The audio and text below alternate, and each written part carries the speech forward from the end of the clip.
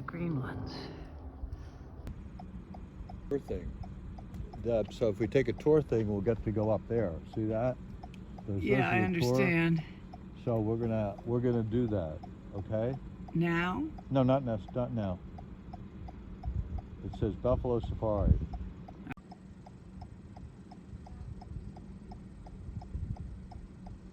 That woman should move. I think we're gonna have to sign up for one of those. We'll decide whether you want to do it today or not. If we have all day to do, we could. I still think your idea of doing all the ground work. Left is moving. The sky.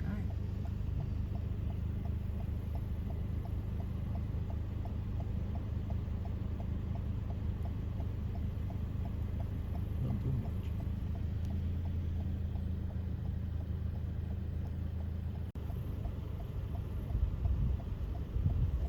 They're kissing. Oh, they're scratching my neck. Feels good.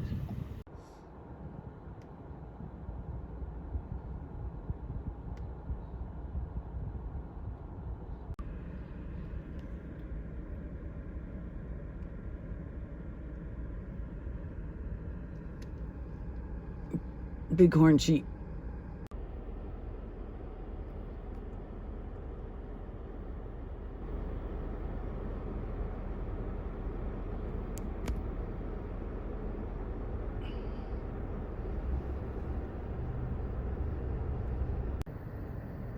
Take a picture too. It's too company music drive.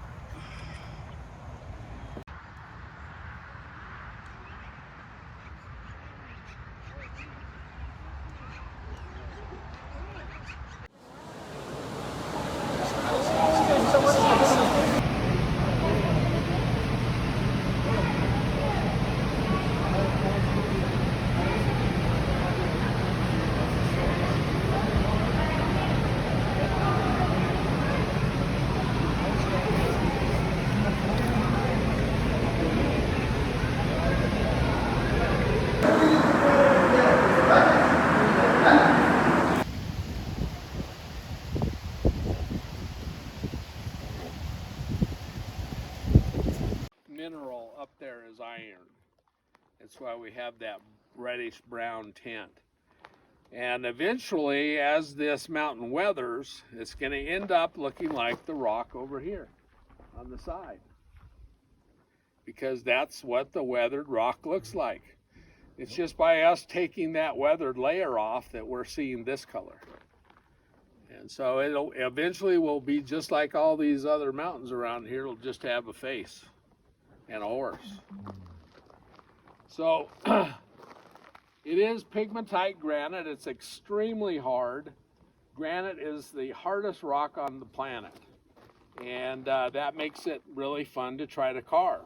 You have to know what you're doing for sure, and you have to know the temperament of granite, what it does, what it responds to, and how it responds to it. Otherwise, you're going to have a big mess. So these guys that work up there are extremely skilled. There are people up there that have been working up there since they were children. Okay, those were Korchoff's sons. So there are, I think there's 2 sons right now, some grandsons, and we have a great-grandson. of the original founder of this property, this operation, whatever you want to call it. They are 3 generations strong now. They still represent here, and they still carry out the same type of work. It's not a skill that you go to college for. It's something that you have to learn hands-on. Korchoff learned how to carve stone on his own. He was self-taught. And he became so proficient at it that he ended up winning first place at stone carving in the 1939 World's Fair. Nice. So he wasn't just a wannabe, he was AD. He was one. And so his family, if you meet any of them, you will definitely recognize that they are part of the family, not just because of their facial features, but just because of their personalities. They're all very driven people, very dedicated people, people that if you shake their hand, you may wish you hadn't. Okay, because doing that kind of work all day long, most of your life, you can't help but get very, very strong in your arms and your hands. These guys are, I've been told by people, I have a friend that lives in Custer that weighs about 375 pounds. He's got legs about the size of a telephone pole, and diameter-wise, and he's a big man. He's a powerful man. And he said, I was walking down the street one day and I saw Adam, who was one of the sons, walking down the street, and I thought I'd just kind of bump into him to see how he responded. I bumped into him and I just about broke my arm. He says, that's the most solid man I've ever seen or felt. He was, Adam stands about this tall, very, very mild-mannered individual, but solid as a rock, literally. So it's an interesting group. It was Korchoff's determination, his drive, and his commitment to this is the only reason we're at the point we are today. A lot of people, the first thing they do when they step out of that bus is they say, why is it taking so long? My favorite response to that is because you weren't there to help. Okay? And they laughed, but I think they get the point. It's real easy to be an armchair quarterback when you're watching a football game. Well, this is way, way more complicated than a football game. It takes more skill, more dedication, and you definitely have to know what you're doing. If you mess something up there, it's not just, get the eraser out, or the, whatever that whiteout, like if you're a secretary or whatever, you just white it out, right? You can't do that on this. This is granite. It's been here for tens of thousands of years, maybe more, and it doesn't give easily. It takes away, but it doesn't give. So what has helped speed this up, and believe it or not, it is being sped up considerably. In the last 3 years, if you look at those photographs on the side of the bus, you can see what is happening up there on the top of the mountain. People have been driving out here and standing on this very spot for the last about 6 or 7 years and looking up there and saying, I don't see any change. And I says, that's because you can't see through granite. It was taking place up on the top, and the only way you could see it is if you had an aerial photograph like we have there on the side of the bus. So we would tell them they're up there working, and they'd say, well, I don't hear any noise. So the bottom line was they didn't believe what we were telling them. And that's been pretty much the theme for quite a while now, ever since they started working up on the top.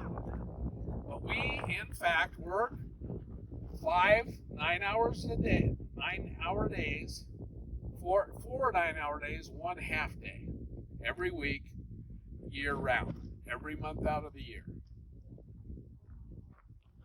You can go inside to the mountain carving room and you can see videos of them up there working in blizzards you can't even hardly see the second man in the picture. Okay? But that's normal for them in the winter. It's about like you getting up and frying an egg, right? You know, you just do it. And that's what they've been doing. A lot of them, like I said, since the time they were kids, and they don't really think anything about it. You ask them if it's cold up there, say, oh yeah, it's about 20 below. So they're a special breed.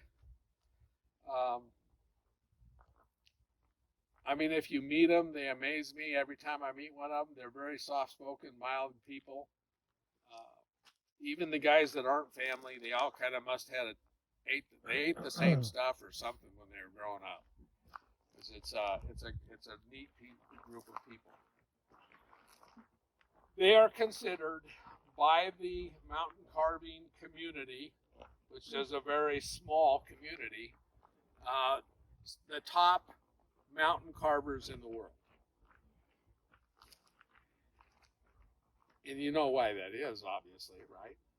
They've been doing it longer than anybody else.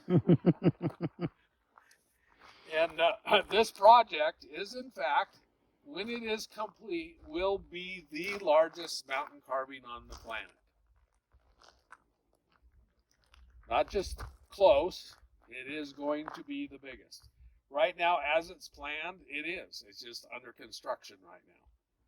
So, give it time, allow them to do their trade, have confidence in them, and if you do that, if you live long enough, you will see this completed. So go home, do your exercises, take your vitamins, get a lot of rest. How many are working at a time? The biggest this crew has ever been and is right now is 15. So that's it. They're not planning on enlarging it. There's really no point because there isn't any room up there for more people than that. It's not like Rushmore where you had a whole bunch of heads all in a row and they just kind of moved down the mountain. And here we've got a lot of diverse things taking place. You got a horse to carve. You got a hand on the arm to finish. You have to finish Crazy Horse's body. There's a lot to be done. Now the stuff that they're going to be doing in the future, like his face, his body and so forth, those are all relatively easy compared to what they've been working on. Because your hands, if you're an artist at all, you know that making hands look like hands is not easy to do.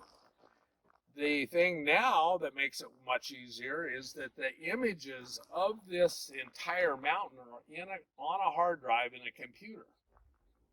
And they can call up a synchronous orbit satellite that looks down, detects where the surface of this is, every area of it, and it can tell them in a matter of seconds if it's too high, if it's just right, how much do you need to take off?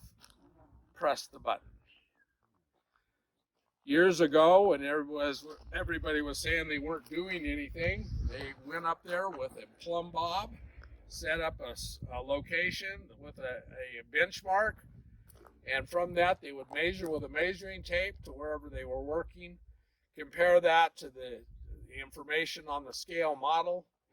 If you go into the mountain carving room, there is a model of the face that has every reference point on there and what the measurement should be.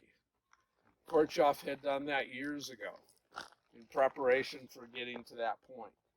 So it isn't like you just go up there on Monday and you say, well, let's see what we can get done, and just start whacking away and hope it looks like what you want it to from down here. It has to be completely planned out like that. You have to have every measurement, every detail on some sort of record that you can reference. And so now it's on a record that is looked at from space. All right? And it's way, way more accurate. They do color overlays on the screen that show you where you need to take off this much, where you need to take off that much. And then we actually have robotized machines up there right now that we've just put to work this year that link up with that satellite. And as they remove the rock, the satellite knows where they're removing the rock and how much. So basically, the idea is you should be able to walk away from those machines and they just do your job. Okay? So it's not unlike any other industry. There's been huge advancements made. The only thing is the costs are much higher here. You know, making a robot that can do something like sweep your floor is one thing. One that can carve granite and make it look like this, that's another thing altogether. But they're working out very, very well so far. And the companies that make those things are dying to be able to get their equipment out here on this mountain and test it out. Because they know the guys that work here know what they're doing, and they know that they're going to be working to a expectation that fits what they're going to need to make good equipment. So both of those pieces of equipment that I told you about are on loan, basically, waiting for our evaluation as payment for that loan. So it's a great place to be in. It's not like years ago we had to go beg, borrow, and steal to get an old piece of equipment that worked for a while. We actually just bought these buses brand new and we painted them up to make them look old. How'd we do? Yeah, welcome to the world famous saloon number 10. Now this is the only museum in the world with a bar in it. I know. You know that's why I hang out here. I love museums. He's a tough crowd, huh? Well, anyway, I know why you're all here today. Here to watch me play some cards, right? Yep. All right, well, I'm going to do that for you.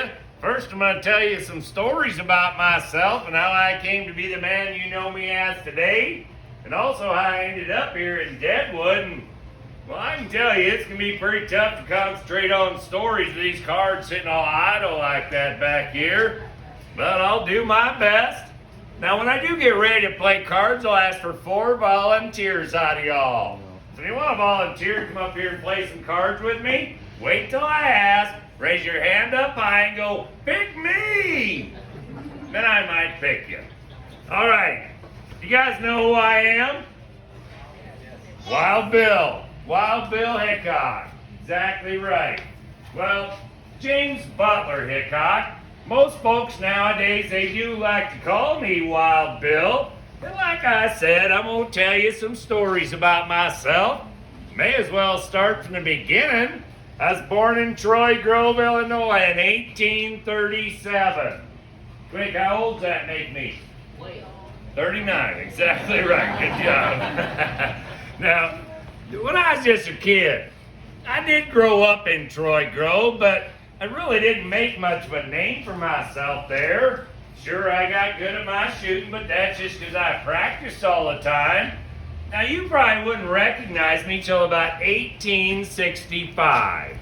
The Civil War had just ended, and, well, I did fight during the Civil War. I was a scout, a spy, and a sharpshooter for the Northern Army. But when the war did end, well, I was just like everybody else. I needed work. So I took off looking for work. I headed west. No, I didn't get too far west before I stopped in my first town, a place called Springfield, Missouri. Now, Springfield, more of just a stopping point for me, but I did find a card game right away, and if you don't know anything else about me, surely you know that I ain't passing me up a good game of poker.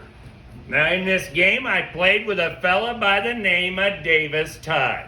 And Davis, he was a Southern boy, and of course I fought for the North during the war, so how we got along well enough to sit across the table from each other, I have no idea. Man, that guy really did not like me at all.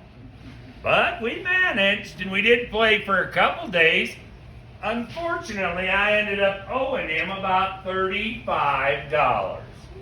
Now, $35 being quite a sum of money that I didn't have, and Davis really wanted some collateral, well, I didn't know what I was going to do. All I had was an old pocket watch that my daddy had given me, and I wasn't about to give that up. But Davis, he was relentless. He wanted something to ensure him that he was going to get his money back. So, reluctantly, I did end up giving him that pocket watch, but I told him, I said, now Davis, don't be going around telling everybody how you took that from me in a card game, because that ain't how it happened. That watch means a whole lot more to me than $35, and I'm getting it back. Well, the very next day, here's Davis Tutt in the streets of Springfield swinging that watch around, bragging to everybody, taunting me with it. Oh, I yelled at him across the town square, told him to knock it off, but he didn't want to listen. He yells back at me, I yell back at him. Then what's he do? He pulls out a gun and he takes a shot at me. Landed right at my feet. Well, if you know anything about the West, you don't take a shot at somebody unless you expect one coming right back at you. And I don't miss. I lined up to Davis 75 yards across that town square with my 36 caliber black powder pistol. Bam! One shot, right to the heart. Well, the authorities there in Springfield were none too happy with me shooting a fella down in their streets. And they arrested me. They told me that I was liable for the death of Davis Tutt. Well, I said, what about self-defense? He shot first. Yeah, all the witnesses on his side said he was just funning around. He wasn't really shooting at me. You know, I'm quite sure he doesn't think it's too fun anymore. Well, the judge saw it my way. Self-defense. I was acquitted there in Springfield, but I did figure it's about high time I got out of town. Now, as I'm leaving town, I run into another fella who just happened to be at that gunfight, and he saw the whole thing. He was a writer by the name of Henry Nickel. Now, Mr. Nickel, he wrote for Harper's Monthly, he wrote a lot of them dime novels out on the East Coast, said he wanted to do an interview with me. Said the people out there, they needed a hero with a new frontier, and, well, I guess he's going to make me it. Now, in this interview, I did tell him some stories about myself, and yeah, maybe I did exaggerate just a tad, but not nearly as much as he did. By the time he told that story, he had me killing around 200 people. Can you believe that? It was more like less than a half a dozen at this point. But it did make me famous. I went from being James Butler Hickok to being Wild Bill Hickok, the Prince of the Pistoliers, the greatest gunfighter the West had ever seen. And while the fame was nice, it kind of put a target on my back. Now every guy that had a gun wanted to be the guy that shot down the greatest gunfighter, and, well, I had to be extra cautious from then on. Now, still need to get out of Springfield. Though acquitted, they were not happy about it.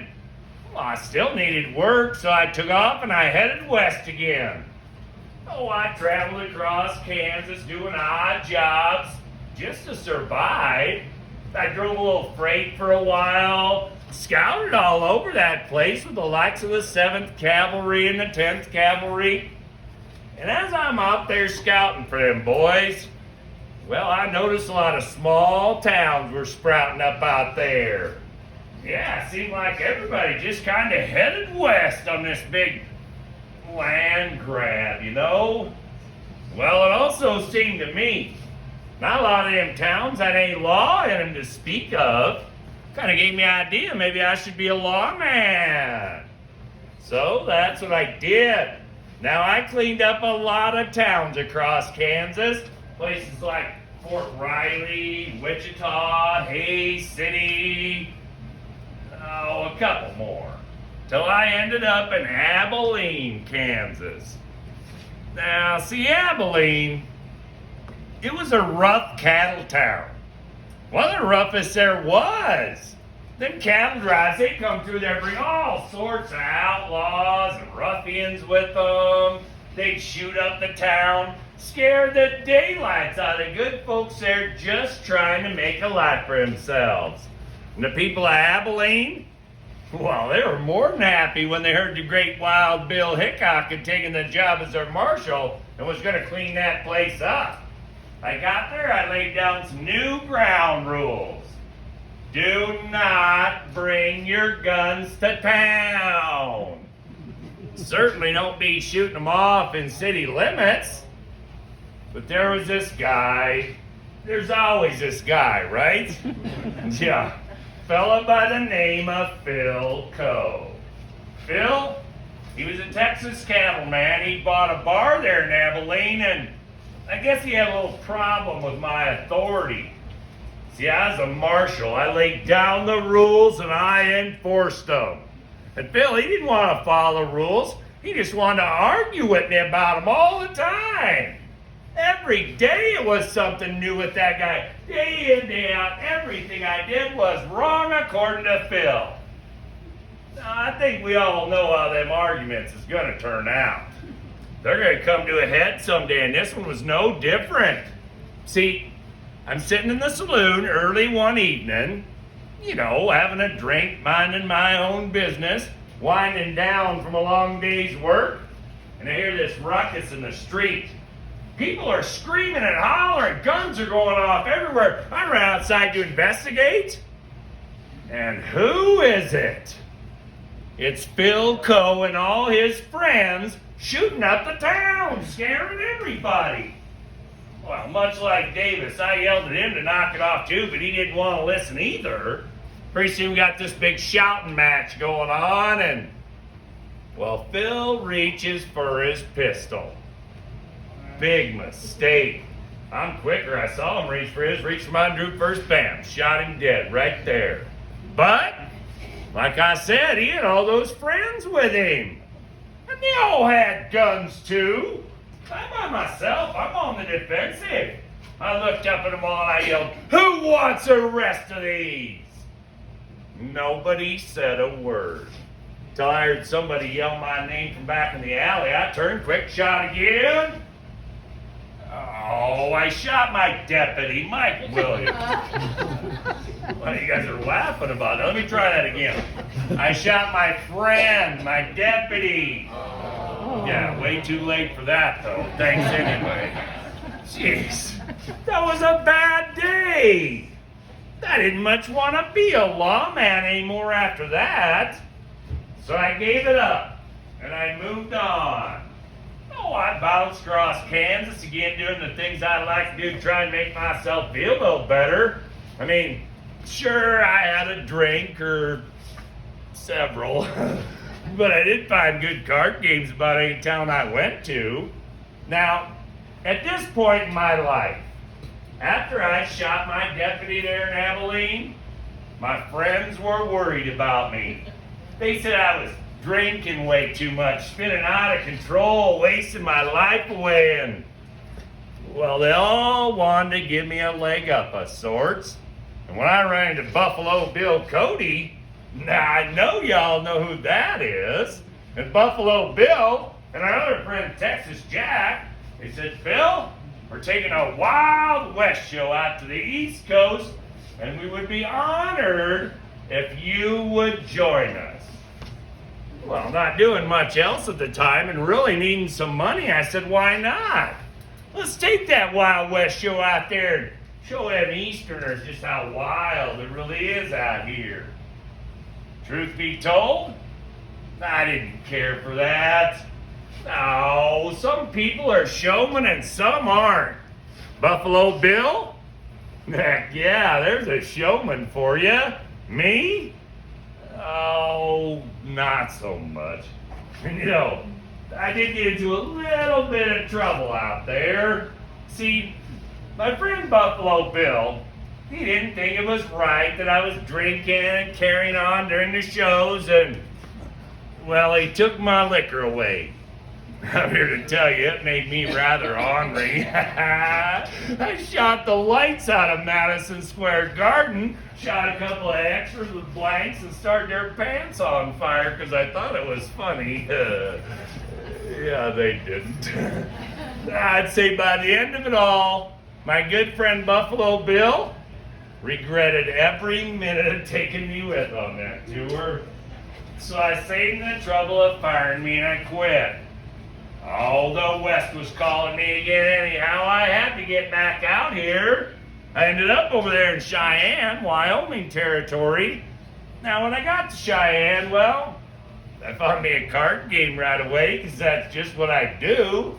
I played for a couple days, was doing pretty good. I look up from the table, and in walks a lady friend, Agnes Lake. Now, see, I'd known Agnes for years, and when we got back together, it was like we'd never been apart at all. Well, I guess I can tell you folks I was rather fond of Agnes. And, well, after sitting down with her for a while, talking and catching up a bit, I found out she's fond of me too, so I asked her to marry me. You know what she said? Well, of course she said yes. I wouldn't even tell the story, and she said no. She did say yes. We had a nice little wedding, and I whisked her away on a honeymoon to Cincinnati. Now, we did honeymoon in Cincinnati for a short spell, but Agnes, she had worked there. She's run a circus by this time, and, well, I had to get back out here, so I left her there and I headed back west. Oh, I figured to myself, Cheyenne seemed like a right fine town. Maybe that's where I'll go start working on a fortune so me and Agnes can retire. Turns out, Cheyenne was not nearly as good to me as I'd initially hoped. Now, I went on this long streak of bad luck, you see. I lost all my money at the card tables. I ended up penniless in the streets of Cheyenne. You know what they did to me? They arrested me. They told me I was a vagrant. They told me to either leave Cheyenne right now or you'll spend the rest of your time here in the jailhouse. Now, not wanting to spend a whole bunch of time in the Cheyenne jail, I did heed them warnings and I left. But as I got to the outskirts of town, I run into this big wagon train. Oh, biggest one I'd ever seen. I look up front, who's running that thing? None other than my best friend in all the world, Colorado Charlie Utter. Do you guys know Colorado Charlie? I see some people nodding their head yes. A lot of you knows. The ones that do, great. The rest of you, pick up a book every once in a while. Charlie and I, we've been best friends ever since I was a marshal in Hays City. And when he saw me on the edge of town like that, he got this big grin on his face. He says, "Bill, get on this wagon train with us. Huge gold strike in the Black Hills of Dakota territory. I tell you what, you come with us, I got a gold claim up there. You can work the claim. I'll drive freight back and forth, and we'll split the money 50-50. Well, being as how it was for me there in Cheyenne, that was not a hard decision to make. I hopped that wagon train with him. All sorts of fine folks on there, over 200 of them. 70 plus wagons, all filled with goods for this town right here. Now we headed north out of Cheyenne, spent about a week out on the prairie before we pulled up at Fort Laramie. Now, when we got to the fort, they were excited to see us. Well, at least the colonel was anyway. He come running right out the wagon train. He says, "Fellas, so good to see you guys. You gotta help me out here. Since these women showed up at the camp, I can't get a thing out of my guys. They don't get any sleep at night. They're staying up all night drinking and carousing with these women. Get them out of here, please." And we look over. Here's Dirty M and Madam Mustache. A little tidbit was there, and well, this other scrungy looking fella actually turned out not to be a fella at all. I think you know what I'm talking about, right? Calamity Jane. Now, I also know you've been starting and spreading them rumors about myself and Calamity maybe somehow being romantically involved. Not true. Come on now, didn't I just tell you all I was married? Besides, have you seen her? She looks like a man, dresses like one, drinks like one, curses like one, smells like one. Yeah, no thanks. But, you know, I probably shouldn't talk bad about Calamity, though, because for all the problems that she has, well, she could very well be the coarsest woman on the history of this planet. But she has got a heart of gold. If you've got a problem, and Calamity Jane is anywhere around, she'll help you out, I guarantee it, just the kind of person she is. Now, we did get to be friends, and they all got on that wagon train with us. Another week and a half later, we pull up on the edge of town out here. We look down over this gulch, and it stinks something fierce. It was dirty and muddy and nasty. One street, Main Street, the horses, the cattle, the oxen, they go right down that street and do their business. People dumped their garbage in the street. They dumped their chamber pots in the street. It was gross. But people didn't care. No, they didn't come here for how it smelled or how it looked. You know why they came here, right? Gold, and lots of it. They were flooding in here by the thousands seeking their fortune. Now, I'm no different than anybody else here. I'm a youngin'. Are these shows? Are they shows? No. Hi, folks, and welcome to the Old Style Saloon number 10.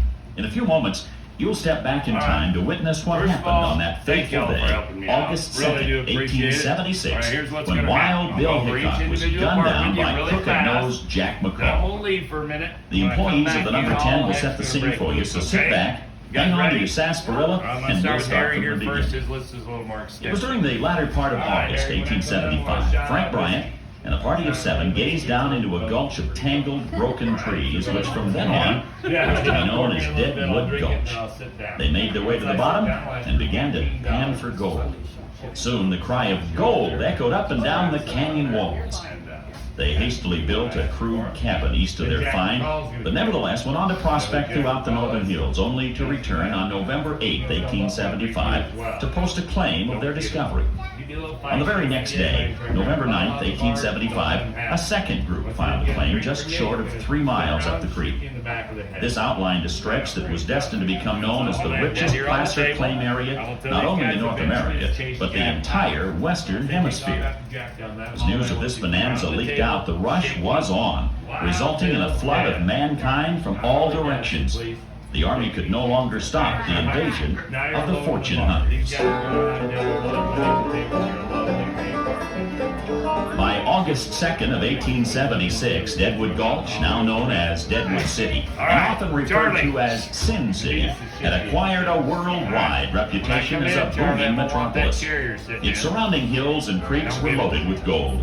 Even greenhorns were said to be able to find nuggets, well, as they put it, bigger than horse turds. Its streets were lined with substantial businesses, offering everything from an opera house to dance halls, saloons and banks, stores of every sort, but mainly saloons and gambling dens. Deadwood Gulch was jam-packed with every variety of mankind, good and bad. The likes of Wild Bill Hickok, Seth Bull, Wyatt Earp, Calamity Jane, Colorado Charlie Utter, California Joe, and Tip your Carl table, Smith. be careful. Somewhere between 4,000 to 6,000 of them. They came with greed or lust, and high ideals, but the frenzied excitement that Deadwood provided well satisfied their pioneer spirits.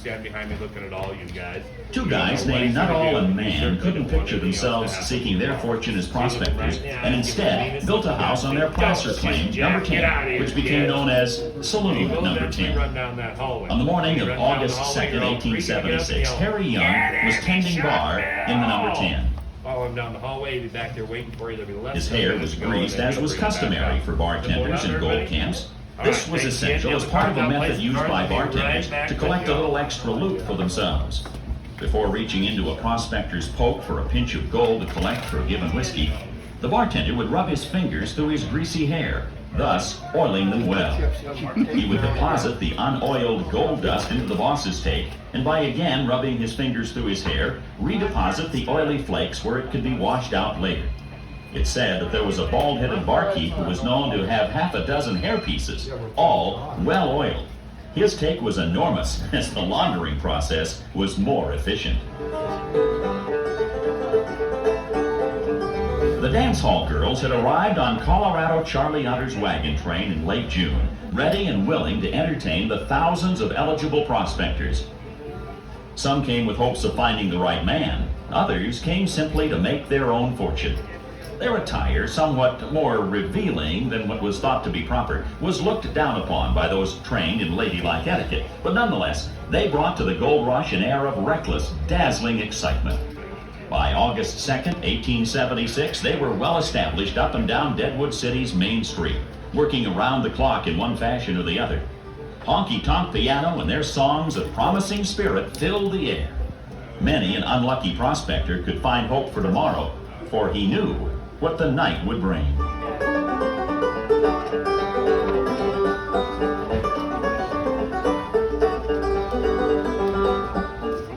About 3 o'clock in the afternoon, Afternoon, fellas. Get going. seeking a little poker action. Good. Charlie Rich, a gambler Tell you from what, Cheyenne, deal me in. I'll be there in a Carl second. I Mann, gotta get a owner of drink. Saloon Try Number that 10, whiskey, Harry. and Captain Massey, How's your a day riverboat going? captain from Missouri, Oh, were not too engaged in bad. a game of draw poker and were quick We'll to ride invite this Bill thing to for join a them. Is that the good stuff?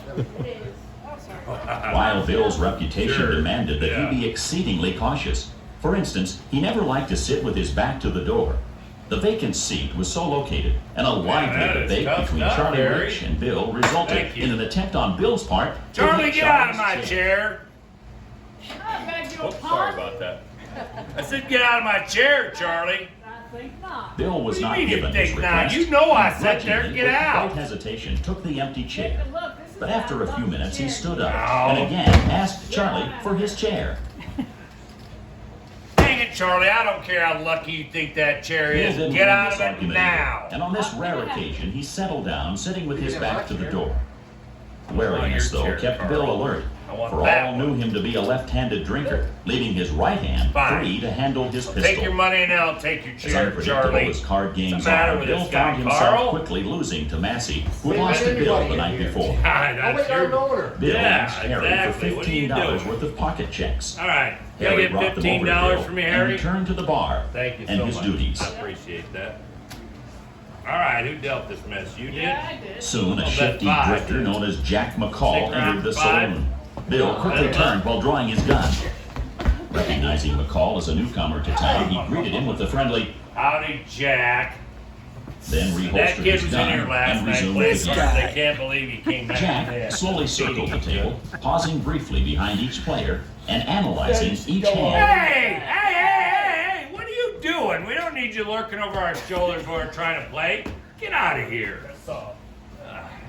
Is everybody in for 5? While Bill's attention was on Massey, All right, I'll take there was a 3. friendly argument between them, and while Bill remarked, Not those 3. Throwing them cards upon around. returning directly behind Wild Bill, suddenly Jack McCall, Take that, dang you! the bullet struck Bill in the back of the head, coming out of his left cheek and Get out lodged here in now. Captain Massey's left arm.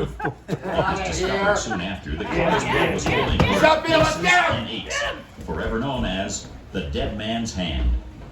All fled the saloon except Carl Mann, who was held at bay by McCall. Jack snapped the trigger of his gun several times. It failed to fire. He then ran out the door and up the street. He was found hiding in a building behind a butcher's shop. Later on in the day, he was tried in a miner's court. The jury, being tainted and influenced by a deceitful defense, found McCall not guilty, and he was released. This decision not only outraged the judge, but also the general populace. McCall left the camp in haste. Upon reaching supposed safety in Wyoming, he began bragging of his ignoble deed. Word of this reached a U.S. Marshal who tracked McCall down, arrested him, and sent him to Yankton to be tried again in Dakota Territory. It was determined, since the first trial was held in Indian Territory, that it was not legal. McCall was found guilty and hung for his cowardly crime. He was buried in an unmarked grave on the edge of town. Later, as the town grew, the cemetery was moved. As the coffins were opened, one corpse was found with a rope around its neck. It was easily identified as Jack McCall, the assassin of Wild Bill. Thank you, ladies and gentlemen, for taking the time to allow us to... Hey, let's hear for the volunteer.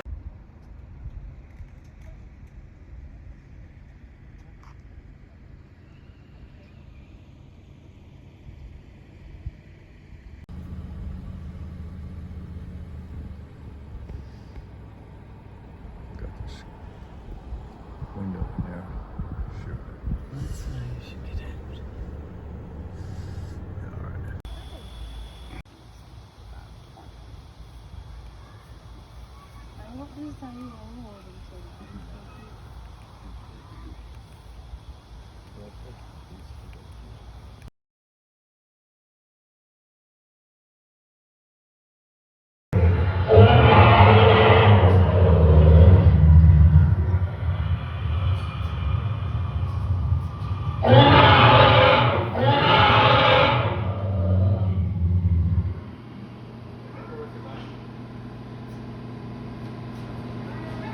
The cats don't bug him cause they know better. Cause he's a mean motor scooter and a bad go-getter. He's the toughest man there is alive. Wears clothes from a wildcat's hide. He's the king of the jungle.